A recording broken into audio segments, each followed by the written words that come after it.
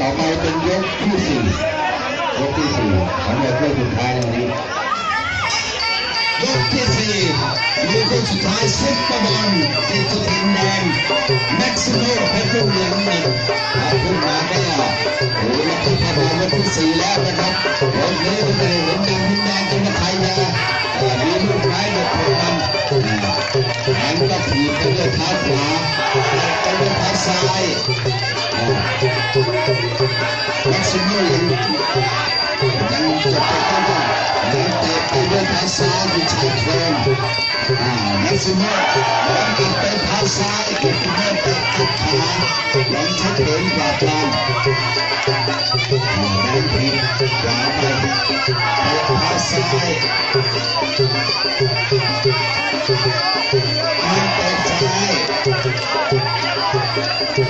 ยังเตะซ้ายยังถีบขวา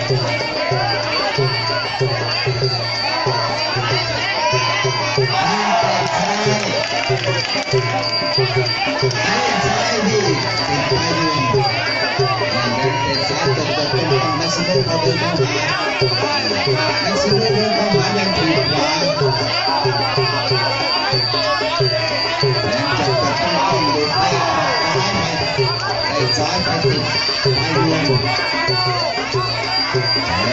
แม็กซิโมเตะขวาแขนเตะซ้ายแขนเข้ามาโดนถีบไปที่ยอดของโดนเท้าซ้ายซุปเปอร์บอลเตะซ้ายแม็กซิโมเตะขวาแม็กซิโมเตะเฉียงหน้าไปนิดเดียว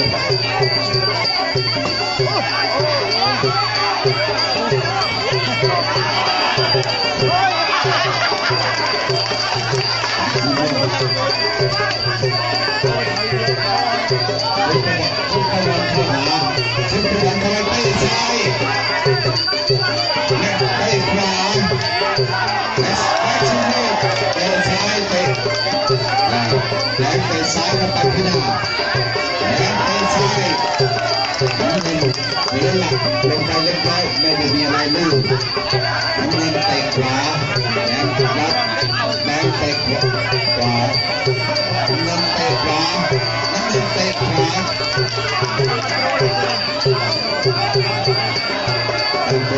เป็นกันโดนทีน้ำเงินเตะขวาแดงเข้าไปแดงก็หนึ่งโดนน้ำลายเข้ามาขยับเข้ามาซ้ายเข้าไ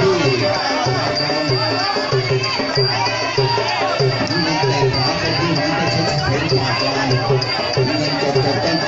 เตะขวาไปที่ข้างแขนเตะซ้ายไปที่กองโต้อัดขวาอัดด้วยซ้ายอัดด้วยเท้าเตะด้วยซ้าย